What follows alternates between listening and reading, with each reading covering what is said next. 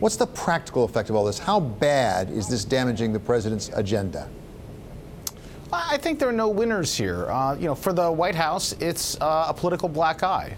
They have these councils as visible signs of support from the business community.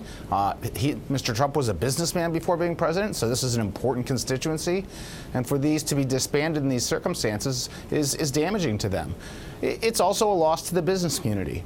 This was their ability to influence the White House policy agenda. As Secretary Gutierrez just noted, that agenda is not always in the business community's favor, so they got a chance to weigh in and maybe moderate the things they didn't like.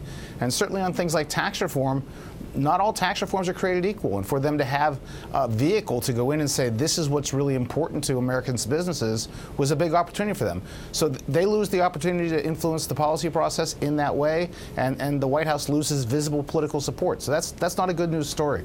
Doug, it strikes me there's some irony here, because for some years we heard members of the business community complain about the Obama administration, that they didn't understand business, they weren't on business defined. If anything, they were perceived as anti-business. A lot of business leaders, not all, but a lot of business leaders really cheered for Donald Trump to come in, because they were finally going to have one of theirs who they would really understand and who would understand them. Ironically, right now, it feels like the relationship may be worse than ever.